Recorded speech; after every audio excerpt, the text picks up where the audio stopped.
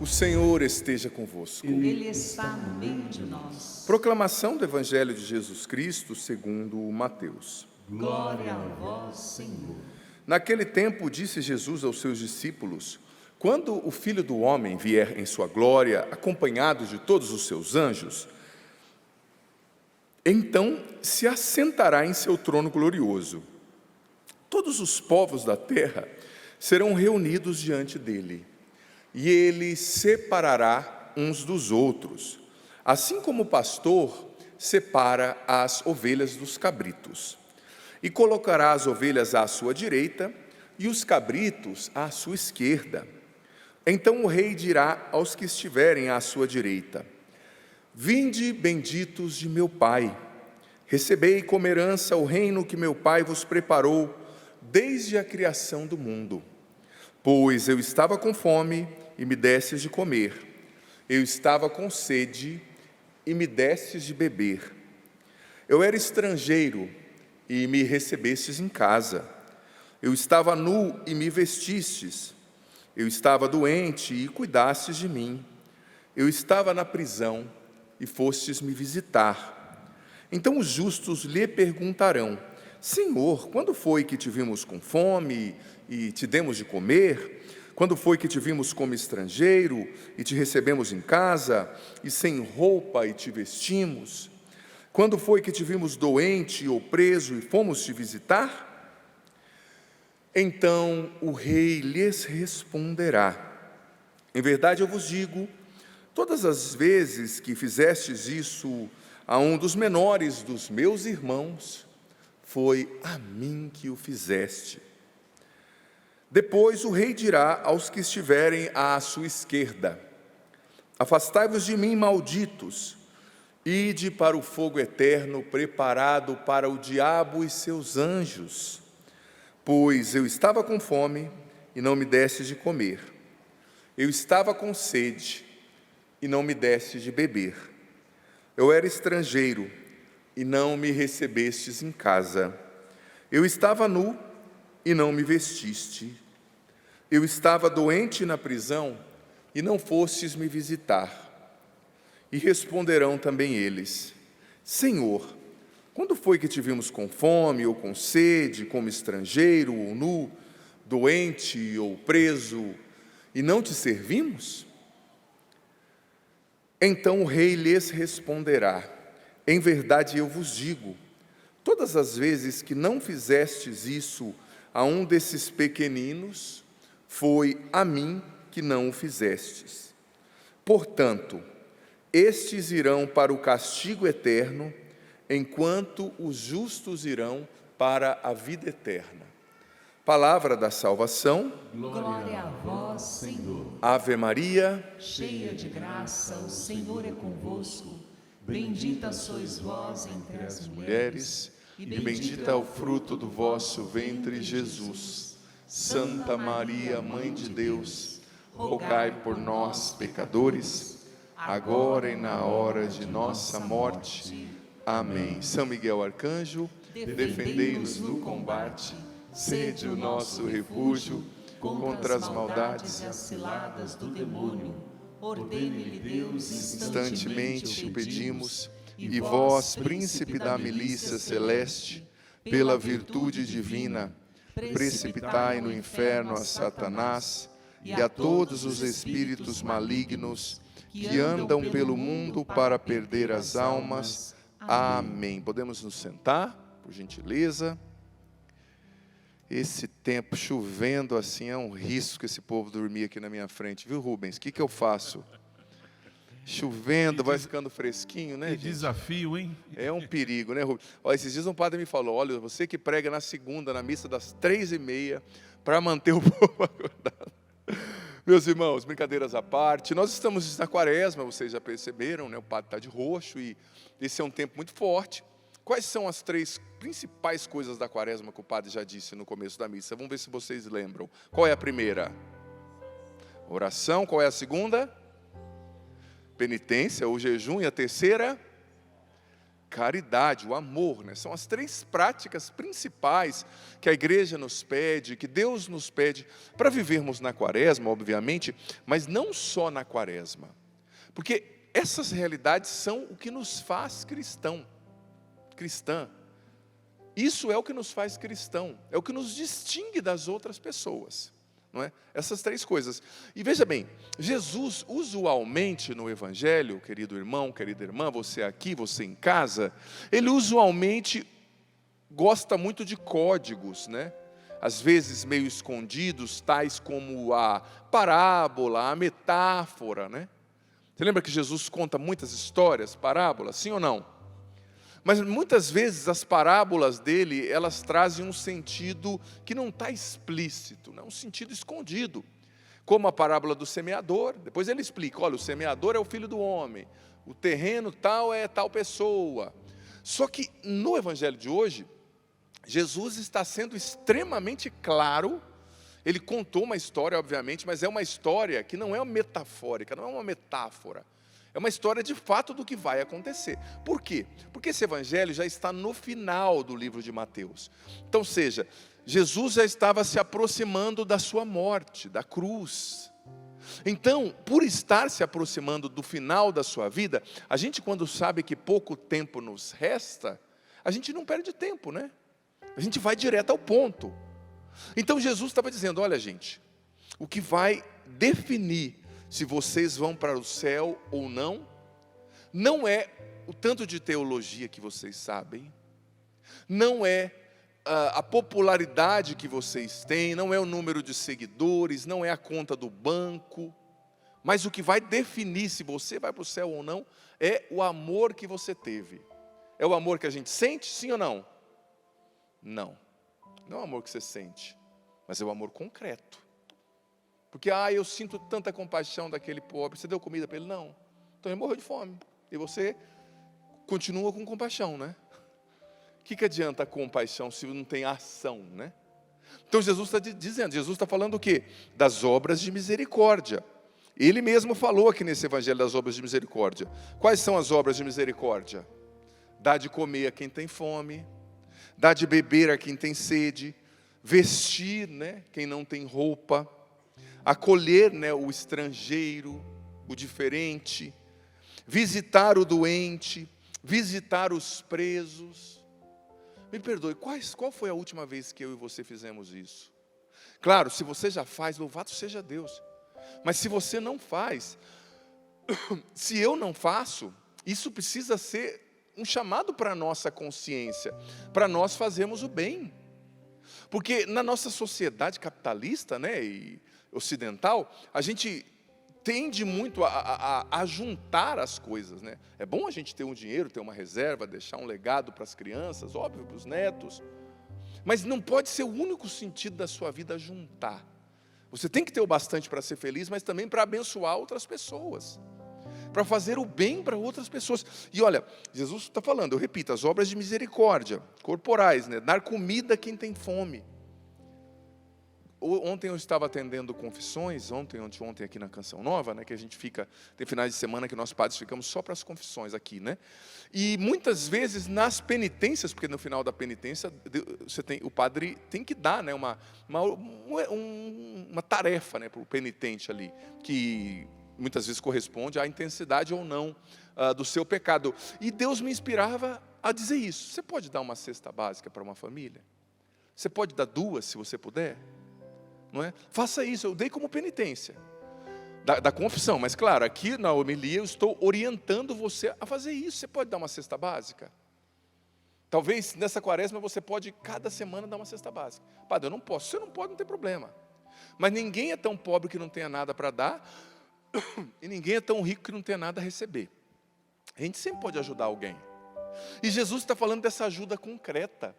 E olha, você sabe o que é interessante? Os padres da igreja, os doutores, eles fazem a análise desse texto aqui. Eu vou começar de trás para frente. Eu estava pensando em falar nisso por último, mas eu vou começar com... Desculpa, tomar um pouco de água aqui.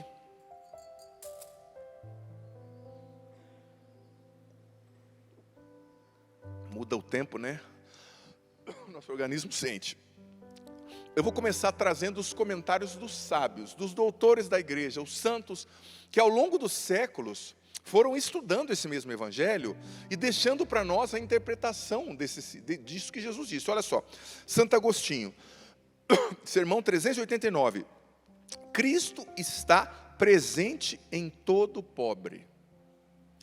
Sabe o que me chamou a atenção? Que Santo Agostinho, São João Crisóstomo, Orígenes também, que é um grande teólogo do século IV, São Gregório Magno, todos eles têm em comum o mesmo pensamento. O pobre entenda bem o que eu vou dizer, eles estão usando uma analogia, né? Mas o pobre é um sacramento. O que é um sacramento? É um sinal visível de uma presença invisível e superior. Claro, não estou falando que um pobre é como o batismo, ou é como a confissão, ou é como o matrimônio, não nesse sentido. Mas os doutores dizem que eles são um sacramento, ou seja, Cristo está neles, é um lugar teológico, onde Cristo se revela. Santo Agostinho disse, continua agora, sermão 389, Cristo está em todo pobre, tema o Cristo no alto, mas honra o Cristo presente no necessitado. Tu dás a Cristo quando dás ao pobre. Olha o que o doutor da igreja, Santo Agostinho, está dizendo. Teme sim o Cristo Deus, o Cristo Senhor, o Cristo Juiz, né? Como hoje no Evangelho, Jesus está revelando sem rodeios a sua identidade, a sua divindade. Ele está se identificando como Filho do Homem. Filho do Homem é um título messiânico lá do profeta Daniel, que é aquele que recebeu, né, toda a autoridade do ancião que estava diante do trono, né, uma linguagem apocalíptica. E ele está dizendo, Santo Agostinho, teme sim esse Cristo, Filho do Homem, teme sim esse Cristo Rei, teme sim esse Cristo poderoso, mas honra esse mesmo Cristo presente no necessitado, presente no pobre. Eu sei que muitas vezes, por causa de muitas ideologias, muitas coisas, a gente pegou birra com relação à caridade, muitas pessoas pegaram birra com relação àquilo que a gente chama de doutrina social da igreja. Gente, mas não dá para jogar fora, junto com a água suja, o bebê que tomou banho na bacia, né, como diz o ditado. A caridade é essencial no Evangelho, é essencial no cristianismo. E continuam os doutores da igreja, São João Crisóstomo. Se não encontrarmos Cristo pobre na porta da igreja, não o encontraremos presente no cálice. Não o encontraremos presente no sacrário. Olha o que São João Crisóstomo, doutor da igreja, está dizendo. Se a gente não encontrar Cristo, não ver Cristo no pobre que está na porta da igreja, nós não o veremos no sacrário, no cálice, no altar. Isso é muito sério, gente. Que são os doutores da igreja dizendo. Eu estou trazendo até esses textos para a gente entender que isso aqui é a interpretação da sagrada tradição da igreja. São João Crisóstomo continua, na homilia sobre Mateus número 50. Honras o corpo de Cristo no altar? Portanto, não o despreze quando ele está nu na pessoa do pobre. Honra o corpo de Cristo no altar? Claro, é Deus. Mas, diz São João Crisóstomo, não despreze quando ele está nu na pessoa do pobre. Olha que forte isso aqui, né? A misericórdia, dizia São João Crisóstomo, precisa ser uma continuação da Eucaristia na vida. Por exemplo, a gente vem, a gente comunga, a gente recebe Jesus, que maravilha. Só que a nossa misericórdia para com quem precisa ser a prova de que nós estamos eucaristizados, ou seja, a continuação da Eucaristia, da missa na nossa vida, desse sacrifício. Continuando, ainda os doutores da igreja. Agora, Orígenes, o grande teólogo do século IV, né, não doutor, mas o grande teólogo, vê Cristo em todo homem, especialmente no que sofre. O Evangelho sempre se cumpre nos pequenos. Comentário sobre Mateus número 13. Vê Cristo em todo homem, especialmente no que sofre. O Evangelho se cumpre nos pequenos. Olha só a sabedoria da igreja, gente. Então, Jesus está falando da necessidade da caridade. Aqui não há simbolismo complicado nessa palavra. É concreto, né? É concreto. Nós vemos que Jesus disse sim que Ele é o Filho do Homem e que Ele vai separar as ovelhas dos cabritos. Quem aqui já viu uma ovelha? Levanta a mão. Só quem tem cabeça branca. A molecada não está vendo uma ovelha, não? Ah, não, tem um de cabelo preto ali. E você, quantos anos você tem, gurizão? Você? Quantos anos? 11? Nunca viu uma ovelha? Ah, leva ele no sítio, pai, para ele brincar um pouco descalço na chuva. Eu sei que a mãe vai brigar depois, mas leva ele. Você ajuda ela a lavar a roupa suja dele. Então, você já viu uma ovelha? A ovelha, no Oriente, sobretudo, ela era conhecida por ser um animal dócil e obediente. Sabia que a ovelha é obediente? Agora aqui, quem já viu o carneiro? Levanta a mão. Não estou falando só no seu prato não, tá? Estou falando assim, viu o carneiro pastando. Quem já viu? Levanta a mão. Ah, o carneiro você já viu? Menininho de 11 anos. E o irmão tem quantos anos? Quantos? 14. Já viu o cabrito? Mas já andou assim, passeando em cima do cabrito, assim que nem um peão de rodeio ou não? Ah, melhor assim. Se poupa, senão tua mãe vai brigar com você depois. O cabrito, oposto da ovelha, gente, sobretudo no Oriente, ele era conhecido por ser um animal assim mais agitado, né, mais desobediente. Ele não é dócil como a ovelha. Então, e cabrito também é mais bagunceiro, né? Parece que ele não usa, ele não fizeram banheiro químico para ele, então onde ele anda deixando a sua marca, né? O cabrito, você percebeu? Então, quando Jesus está falando da separação entre cabritos e ovelhas, ele já está falando algo que estava presente na cabeça do povo daquela época, que todo mundo entendia. Porque na cultura deles, popularmente falando, a ovelha já era um animal bom, já era um animal dócil, e o cabrito era um animal ruim assim, não era muito dócil, não era domesticável, então dava mais trabalho para o dono. Então Jesus está dizendo, o critério do julgamento para separar os bons dos maus, o critério do julgamento para separar as ovelhas dos cabritos, qual é? As obras de misericórdia. Não é o quanto você estudou, muito bem, o estudo é importante, sim, mas não é só isso. Não é o quanto você acumulou, não é o quanto você foi famoso, mas é o quanto você reconheceu o Cristo no rosto do pobre. É o quanto você amou. No pobre que está passando fome, óbvio. E a gente vê hoje em dia tanta coisa. Gente, um animalzinho sofre, é uma comoção social. Agora, milhares de crianças que estão comendo lixo em São Paulo todo dia, virou comum já. Virou parte do landscape, como eles falam, né? Parte do dia a dia. Eu morei em São Paulo, eu vou dizer para você, eu cresci no Paraná, né? Nunca tinha morado em São Paulo. Aliás, quando meus pais eram... quando minha mãe estava grávida de mim, né? Eu morei em São Paulo, mas eu não lembro, claro, obviamente. Nasci, já voltei para o Paraná. Então, eu não tinha essa experiência. Quem mora em São Paulo, numa cidade grande, vê todo dia milhares de crianças comendo lixo. E fica normal, fica parte do dia a dia, entendeu? Estima-se que, agora eu não sei, mas há poucos anos atrás, estimava-se que tinha quase 100 mil pessoas morando na rua. São Paulo. Gente, aqui em Cachoeira nós temos 33 mil pessoas, mais que 3 cachoeiras paulistas morando na rua. E normal, estão lá comendo lixo, não é? Então a gente não pode, porque o que Jesus está condenando aqui, veja bem, ele não está condenando o que os cabritos fizeram.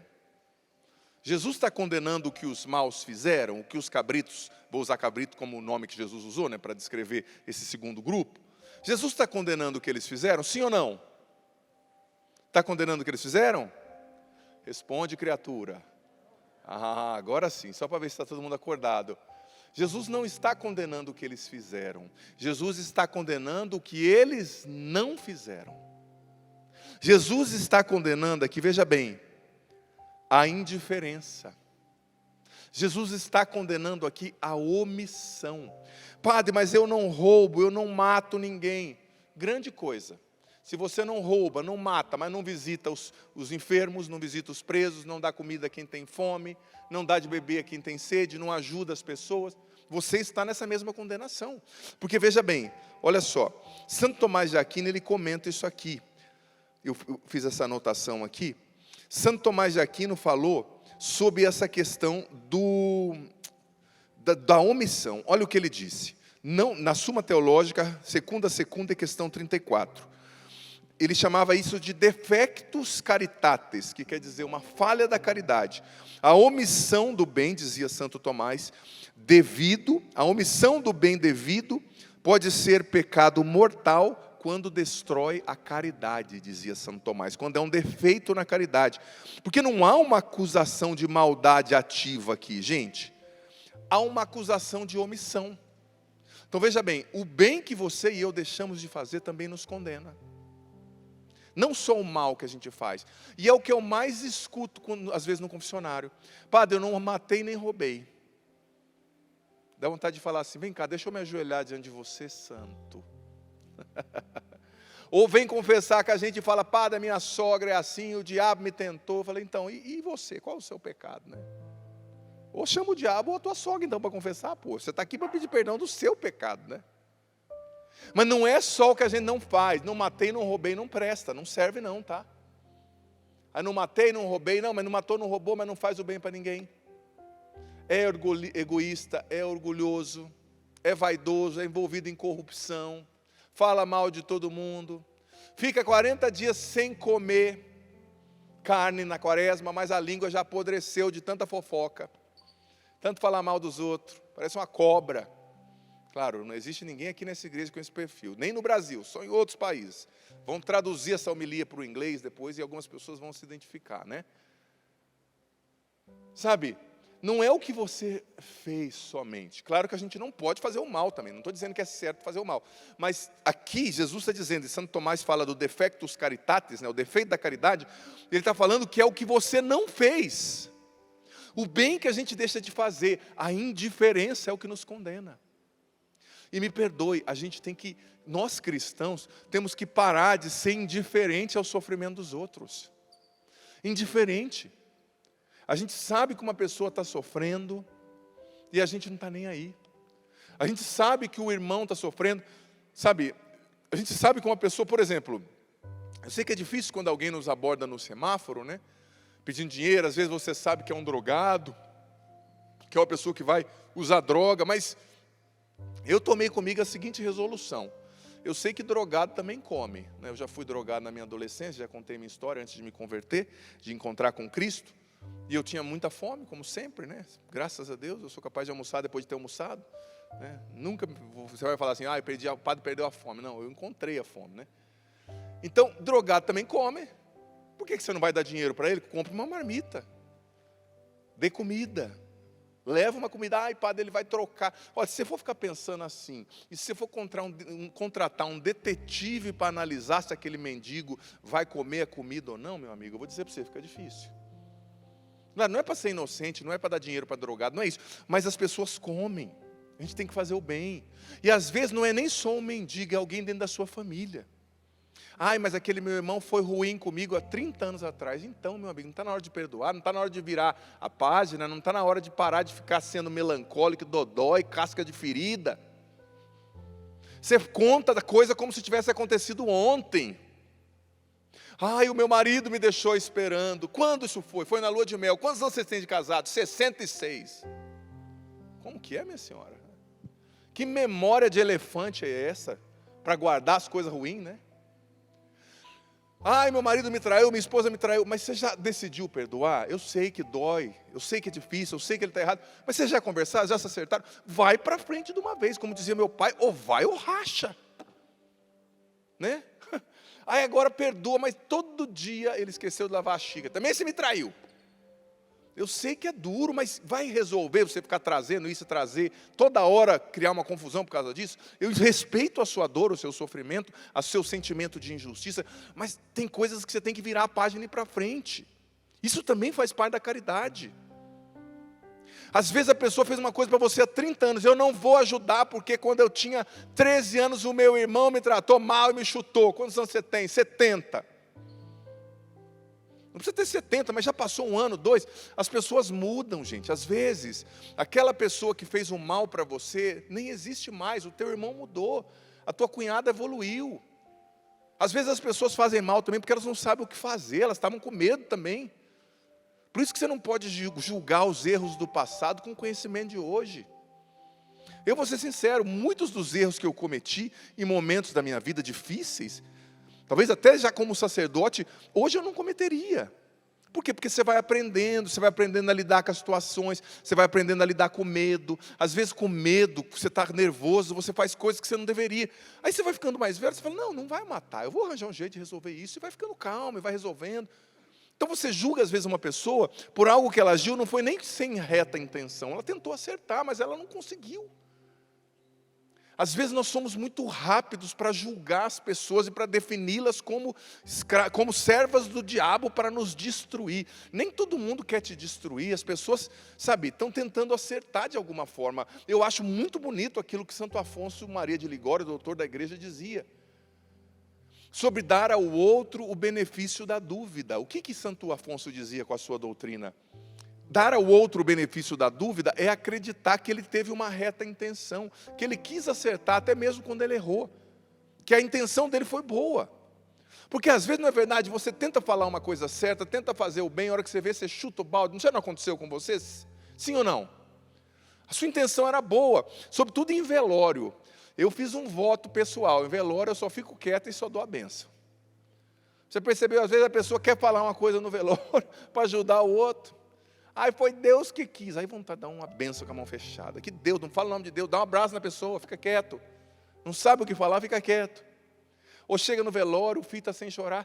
Chora, parece que você não ama sua mãe. Oh meu Deus do céu, cada um sofre de um jeito, criatura. Se lágrima fosse sinal de conversão, eu cortaria cebola todo dia e chorava todo dia. Porque eu não posso ver uma cebola, eu começo a chorar. Não é? Não quer dizer que a pessoa está sofrendo ou não, se ela está chorando ou não. Então, tem coisas que é melhor ficar quieto, né? Como um velório. Por quê? Porque a caridade, gente... desculpa, voltando ao assunto. Às vezes a pessoa te falou uma coisa no velório, falou uma coisa que te magoou.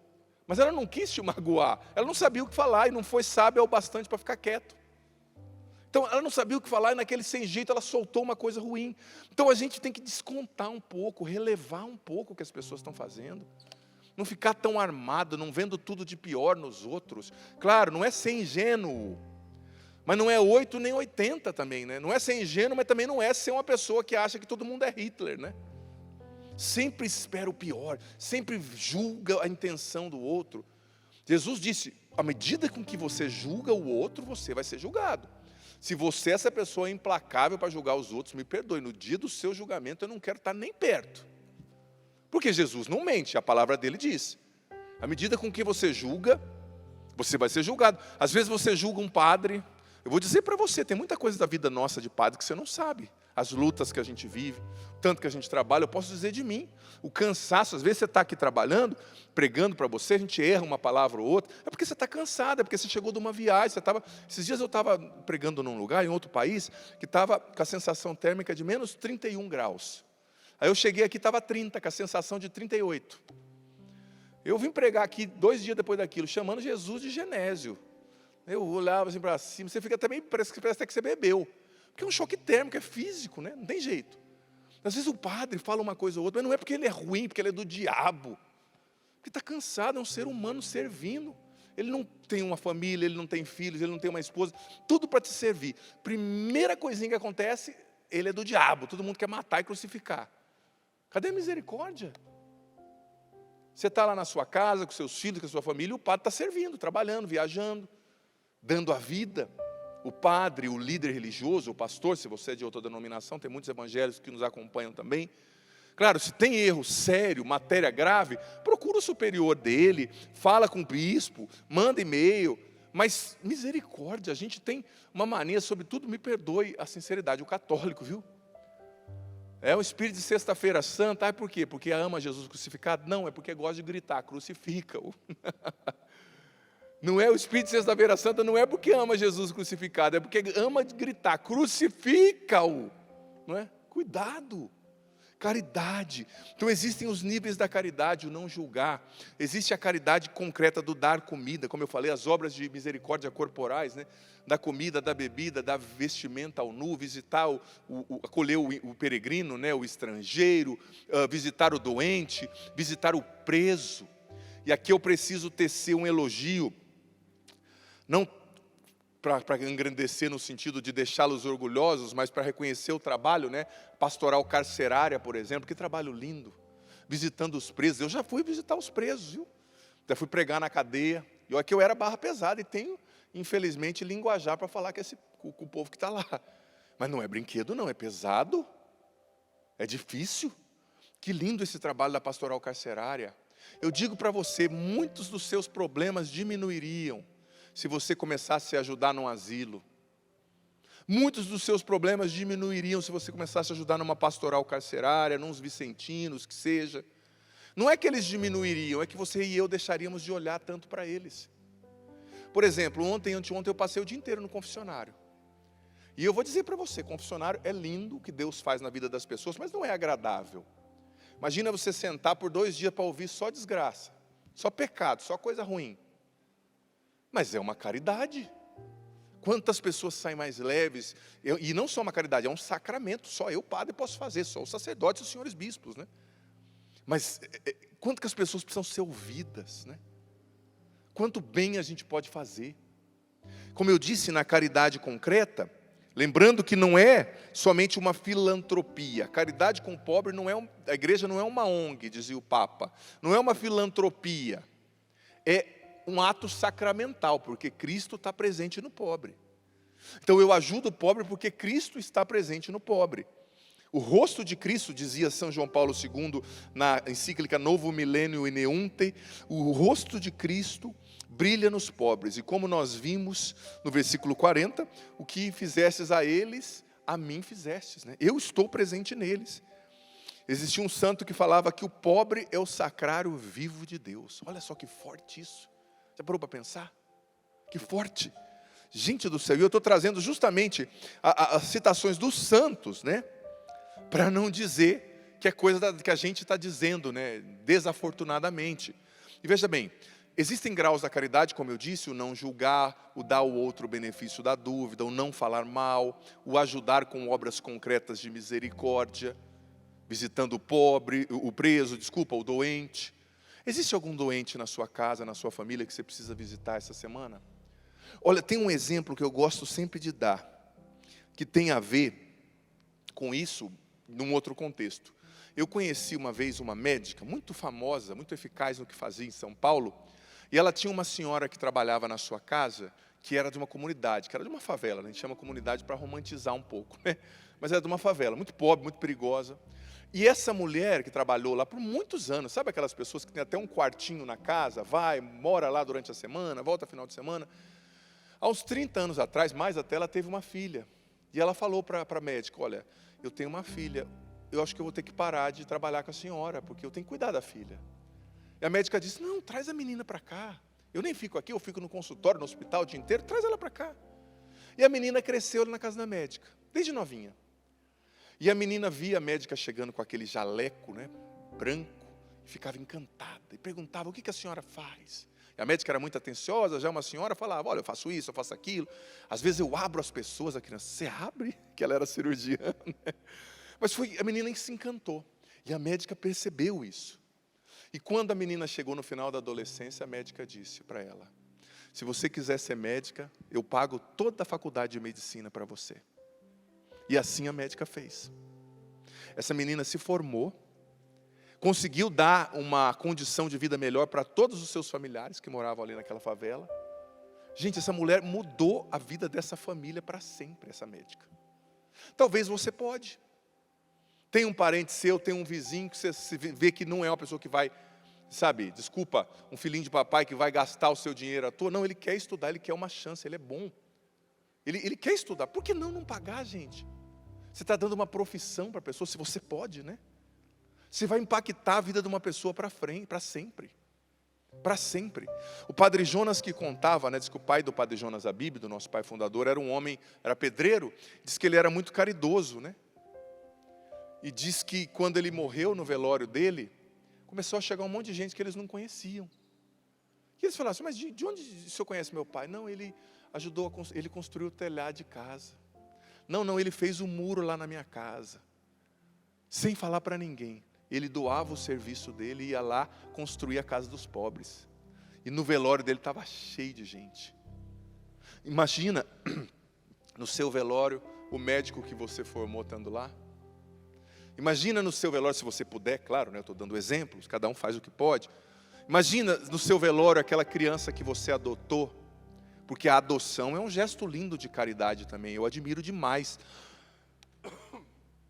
Os casais que por algum motivo se abrem à adoção, né, ou que não podem biologicamente gerar vida, é lindo demais, uma criança talvez sem perspectiva que você mudou a história. Imagina no dia do seu velório. Claro, não precisa esperar o velório, ele vai te agradecer em vida, se Deus quiser. Mas o que vão falar de você lá no seu velório? Não, eu hoje não sou um perdido por causa que essa pessoa acreditou em mim. Ele me deu educação, ele me deu escola, eu poderia estar morando na rua. Que coisa linda, gente. É isso que vai comprar o nosso passaporte para o céu, tá? Desculpa a analogia do comprar o passaporte, né? O céu se abre para quem abre o coração para os outros, para o irmão. Sabe, a maior heresia do cristão, a maior heresia nossa, que é chamada por alguns teólogos de ateísmo prático, é a indiferença. É um ateísmo prático. Eu não acredito em Deus a ponto de não ver Deus em quem está sofrendo, não é? E a caridade é o passaporte para o reino. E a omissão com a caridade é um silêncio aqui, ninguém vê, mas que vai ecoar alto no dia do juízo, né? No rosto do sofredor, Deus está nos examinando, olhando para nós. Nós estamos construindo o nosso destino eterno, no amor que a gente dá ou não dá. Amém? Vamos ficar em pé? O Rubens e a Tânia vão nos ajudar a rezar. Nós não temos tanto tempo, mas nós vamos cantar um pouquinho. Vocês podem rezar e cantar conosco, meus irmãos? Vamos. E nesse momento, essa música é a palavra de Deus. Nós queremos cantá-la já rezando e pedir sobre nós um grande batismo no Espírito, um batismo hoje no amor, que o Senhor encharque o nosso coração de amor, aquele coração que está seco, endurecido. O Senhor ia falando no meu coração de pessoas que passaram muitas injustiças. O Senhor diz, reze por essas pessoas que sofreram decepções, injustiças e estão com o coração endurecido, indiferente, se esfriaram. E eu quero encharcar esses corações. Eu quero derramar o meu amor, esse batismo no amor de cada um desses corações. Amemo-nos uns aos outros, pois o amor vem de Deus. E todo aquele que ama, nasceu de Deus e chega ao conhecimento de Deus. Pois quem ama conhece a Deus. É só isso, é bem simples, fácil. Amemo-nos uns aos outros. Isso. Pois o amor vem de Deus. Pois o amor vem de Deus. Todo aquele que ama, pois todo aquele que ama nasceu de Deus. Nasceu de Deus. E chega ao conhecimento E de chega ao Deus. conhecimento. Pois quem ama, pois quem conhece ama a Deus. conhece a Deus. Mais uma vez, para a gente rezar, amemo-nos. Amemo-nos uns aos outros, pois o amor vem de Deus. E todo aquele que ama nasceu de Deus e chega ao conhecimento de Deus. Pois quem ama conhece a Deus. E coloca a mão no seu coração e solta a sua voz nesse canto inspirado.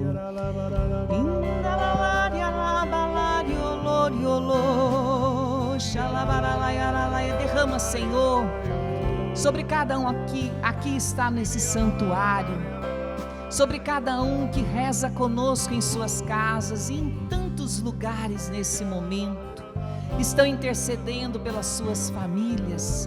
Derrama em cada um dos nossos corações esse batismo no amor. Encharca como essa chuva que caiu aqui sobre nós, encharcou a terra. Encharca o nosso coração dessa água viva, desse amor que vem de Ti, Senhor. Que caia por terra agora a nossa indiferença. Cura os corações endurecidos. Senhor, toca aqueles que foram muito decepcionados e se colocam, Senhor, na defensiva, não conseguem se aproximar. Vai nos tocando, Senhor, vai encharcando, enchendo o nosso coração do teu amor nesse momento. Senhor, a tua palavra ela diz que o Senhor retiraria o nosso coração de pedra e nos daria um coração semelhante ao vosso. Senhor, nós estamos pedindo este coração, dai-nos esse coração. Tira, Senhor, todo egoísmo, Senhor, toda indiferença. Dai-nos esse coração. É tempo de conversão. Nós queremos viver, Senhor, esse tempo novo. Nós não queremos viver mais uma quaresma na nossa vida, mas essa seja a quaresma da metanoia, a quaresma da conversão, da mudança de vida. Dai-nos, Senhor, essa graça. E vem uma palavra no meu coração muito forte de Isaías, lá no capítulo 1. E eu sinto que é uma ordem de Deus para nós, onde o profeta diz que o Senhor assim nos diz: deixai de fazer o mal, aprendei a fazer o bem. Cessai de fazer o mal, aprendei a fazer o bem. E quando essa palavra me veio, com tudo aquilo que o Padre Adriano foi nos dizendo nesse momento, me vinha muito forte: nós precisamos deixar de fazer o mal. Qual é o mal que você tem feito? Às vezes até sem perceber, sem notar, que tem magoado, feito pessoas sofrerem, se distanciarem. Deixai de fazer o mal. E aí o Senhor diz: para que você seja santo, aprendei a fazer o bem. E eu peço que o Espírito Santo, Ele nos ilumine, que o Espírito Santo toque os nossos corações, e Ele, que não tem limites para a sua ação, para a sua intervenção, nos mostre qual é o bem que nós precisamos aprender a fazer, lá na nossa casa, ali na nossa rua, no nosso trabalho, em todos os lugares onde o Senhor nos coloca, talvez no próprio supermercado, naqueles lugares mais comuns que passamos todos os dias. Senhor, Espírito Santo de Deus, nos ensina, mostra, revela, porque nós queremos aprender a fazer o bem. Dai-nos essa graça. Dai-nos. O Senhor fala, assim como o Padre disse na homilia, de perdoar. Você que tem guardado, desculpe a expressão, esse lixo no seu coração, a mágoa, o ressentimento, você até verbalizou isso: eu morro, mas eu não perdoo. Isso é lixo. Senhor, nós queremos perdoar, nós queremos abrir ao novo, que é o perdão. Senhor, dai-nos essa graça de perdoar, de nos reconciliar com as pessoas que nós magoamos e também receber perdão das pessoas que achegam até nós. O perdão é divino, o perdão não é humano, Senhor. Nós queremos viver divinamente e perdoando, arrancando toda mágoa. Você que tem sepultado pessoas dentro do seu coração, desculpe eu dizer, meu irmão, mas o seu coração é um sepulcro, porque você tem guardado mágoa, você tem sepultado pessoas, e o Senhor está dizendo: é preciso perdoar, é preciso liberar essas pessoas dentro do seu coração, porque isso está te matando espiritualmente. Obrigado, Senhor, muito obrigado. Em outras palavras, nós precisamos passar essa quaresma pedindo: Senhor, enche o meu coração com teu amor. Enche, Senhor, meu coração. Jesus, manso e humilde de coração, fazei o nosso coração semelhante ao vosso.